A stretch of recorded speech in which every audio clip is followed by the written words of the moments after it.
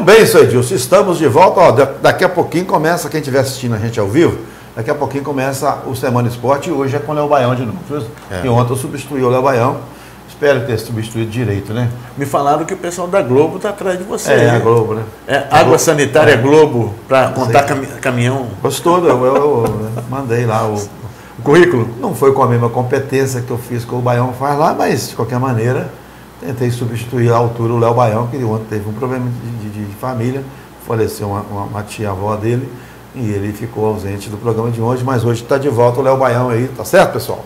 Então vamos assistir o Semana Esporte aí com o meu amigo Léo Baião, com o meu amigo André, que deve estar com a cabeça inchada porque o Cruzeiro perdeu, e o Jorginho Mexidinho, que deve curtir um pouquinho com a cara do André, porque o Jorginho também, nas horas vagas, segundo ele, ele é flamenguista. Flamenguista, Edilson, eu recebi hoje de uma pessoa, você sabe que antes de eu fazer o programa eu costumo dar uns telefonemas, conversa aqui, conversa ali, e entre as conversas que eu tive, né, eu conversei com um advogado que é um especialista em direito eleitoral, e ele me disse o seguinte, que nessa época a gente nem fica sabendo direito o que essa Câmara e esse Senado aprova de mini reforma política, porque é uma bagunça tão grande, né, que a gente não sabe o que acontece, mas parece que agora já foi para a sanção da presidenta.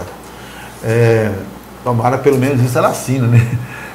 A mini reforma eleitoral, e, entre outras coisas, foi restabelecida a janela que tantos políticos queriam. Reformaram a janela, minha janela, minha vida. Agora, o prazo de filiação, que era agora em outubro, segundo esse especialista, passou para 2 de abril, 6 meses antes da eleição.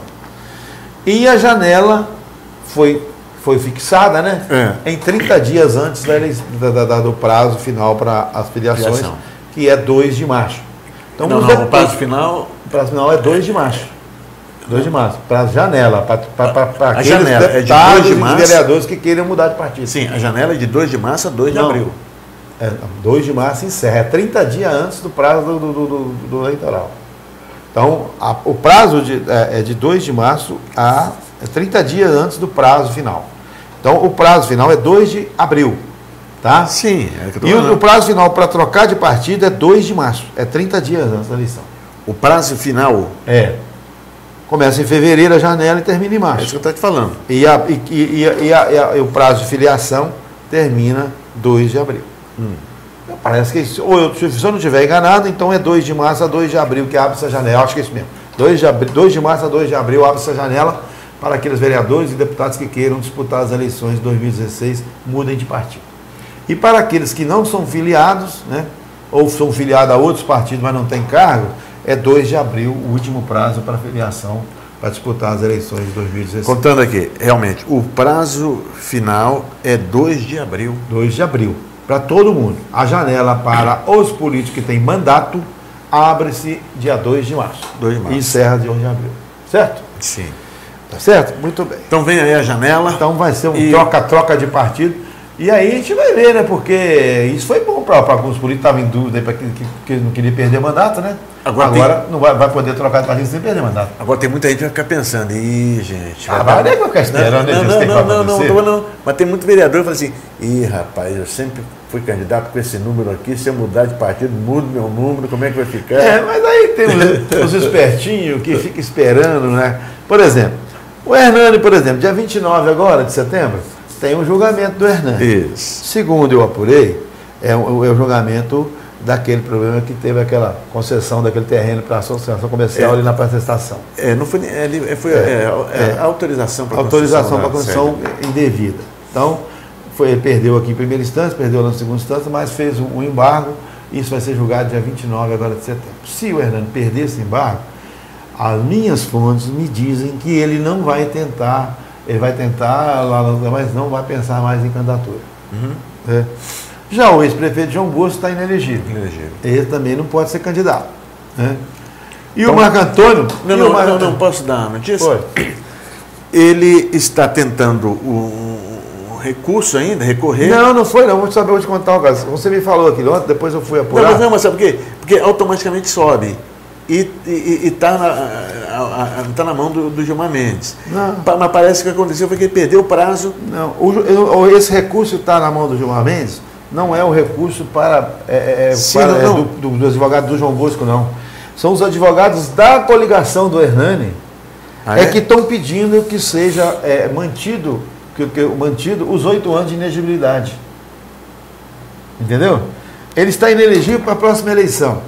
E esse já perdeu o prazo. Ele não tem como recorrer mais, segundo as pessoas me disseram. Né? E no Brasil tem sempre direito. Tem gente que tem um recurso. A justiça tem sempre aquelas beiradinhas que os advogados entram. Né? Mas ele não recorreu, né? Não, ele não recorreu. Quem recorreu foi a coligação da época do Hernani, que queira que seja mantido os 8 anos de inegibilidade dele.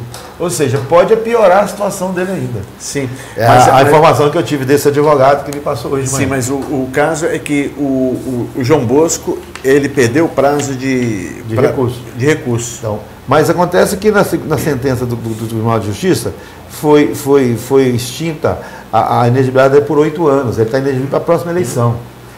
Foi de 8 anos. Só que agora a coligação recorreu para manter os 8 anos de inegibilidade por improbidade administrativa. Entendeu? Então, a coisa ainda vai ter mais outros enrolares aí.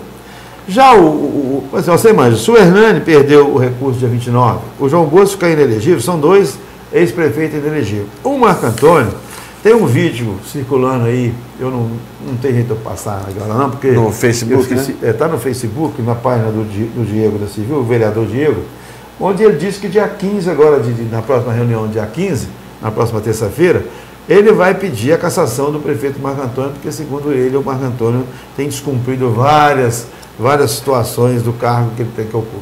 Aí fala de transporte escolar, fala negócio de peça, também fala que ele foi transferido, já está trabalhando em Apim, né? E que não sei o quê. Aí entra aquele lado político também, que o prefeito falou para processar ele, que ele está esperando, aquelas coisas tudo. A verdade é o seguinte, que a eleição de Caratinga, ela entrou em parafuso, porque os 3 principais candidatos que teriam, que são 2 ex-prefeitos e o atual prefeito, podem não ser candidatos em 2016. Isso, e aí pode surgir novos nomes, né? Agora, essa... Será que se jura? O Odiel continua firme no propósito de ser pré-candidato. Odiel, Marco Antônio. Marco Antônio também está sujeito à inegibilidade. Ainda tem aquele processo da comunicação que envolve o ex-prefeito Marco Antônio e o Marco Antônio. O Diego, inteligente, esperto, ele está jogando com esse vídeo para o público a sua condição de vítima de perseguição do prefeito, e o nosso eleitorado gosta de vítima, e aí quem sabe ele está tentando também se acender o seu nome. Essa questão que ele vai pedir a cassação é uma coisa meio esquisita, porque a gente sabe que pedir uma cassação é igual ao impeachment da Dilma.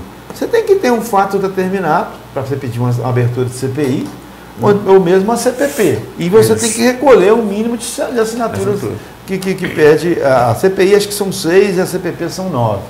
Eu duvido que o Diego ou qualquer outro vereador consiga hoje, não sei amanhã, hoje 9 assinaturas para abrir uma CPP contra o prefeito, que é um processo mais rápido. Né? 9 assinaturas. CPI a gente sabe como é que termina. 9 assinaturas aí, nós temos 17, então 8 vereadores. Não, são 9 vereadores. Não, são 17 vereadores. Então, no caso, 8 vereadores não precisariam assinar. Mas se você for olhar, o prefeito tem mais de 8 vereadores atendendo. Muito mais. Não é? Então, sinceramente, eu quero até ver terça-feira qual que é a proposta do Diego para essa possível cassação do Marco Antônio. E vamos esperar. Existem outros processos aí que estão correndo na justiça. É o caso da comunicação, é o caso dos remédios, é o caso agora dessas peças faturadas. Mas aqui, nós temos que ver se vai acontecer, porque da última vez foi a equipe lá e chegou lá, achou que ia ser um tiroteio e não soltaram nenhum foguete, né? Então vamos ver se... isso. Aí esse negócio de Facebook, de internet, você costuma dar um ibope, algumas coisas da ibope, outras não dão, né? No caso do Diego tem dado até um ibope legal para ele. Até porque tem aquelas pessoas que apoiam e que vão e repercutem aquilo, né? Então. A gente tá velho nesse negócio já, a gente assiste muitas coisas, eu mesmo tenho sido vítima aí de algumas pessoas que tentam denegrir a minha imagem. Eu não estou esquentando muita cabeça, eu me valo de uma coisa que chama justiça. Então eu tenho um advogado que toma conta das minhas coisas, entra com determinada representação nos nos meios jurídicos para que as pessoas sejam punidas responsabilizadas para aquilo que falam. Tenho a minha consciência tranquila, sei, sem falsa modéstia, que sou um bom pai de família, sou um bom amigo dos meus amigos, e tenho entre os meus amigos pessoas importantes, tem pessoas simples, tá? E dou o maior valor a todos eles, indiferente da sua condição social, da condição cultural, tá? Mas aqui, coisas, etc. Mas tá, algumas pessoas, uma ou duas pessoas que ficam tentando ganhar minha imagem. Imagino eu que são pessoas invejosas, que são pessoas que às vezes estão amando de alguém, né? E por aí vai. Então, mas para falar mal das pessoas, para você falar alguma coisa das pessoas, você tem que ter credibilidade, você tem que ter inclusive uma vida ilibada, honesta, transparente, coisa que não acontece com determinadas pessoas que são tudo aquilo de ruim que a raça humana produz e quer falar mal das pessoas, lamentavelmente. Avisaram aqui um minuto, hein? Não quer terminar falando nada, não? Não. Eu ia voltar coisa para coisa, mas você caminhou na coisa pessoal? Não é pessoal, não, só passando aí, porque tem algumas pessoas que me ligaram quando um fato que aconteceu aí na cidade. Eu digo para meus amigos o seguinte: continuo com a minha cabeça tranquila, com o meu coração cheio de amor armazenado, né, sem o mínimo de tristeza por causa disso. Isso acontece quem está realmente no meio público, como nós estamos, né, Gilson? Sim. Nós estamos sujeitos a críticas também. Algumas são boas e algumas são ruins. Mas fazer o quê, né? Eu lamento muito porque meus filhos às vezes sofrem um pouquinho por isso, mas faz parte da vida. Quem não quer sofrer um pouquinho não entra nem em política, nem não vira alvo de certas pessoas que às vezes não vale a pena nem comentar. Mas lamentável, como eu recebi alguns telefonemas, eu estou só dando essa dica para os meus amigos. Fica tranquilo que a minha alma e meu coração está tranquilo, né, tá certo? Estou indo embora, seu Edilson, que hoje é sexta-feira. Né? Ainda tem que gravar a Hora do Carraro, o novo programa dessa sexta-feira, para você, tá? Aí você vê às 18h10 aqui na TV Semana. Fiquem com Deus e até o próximo programa.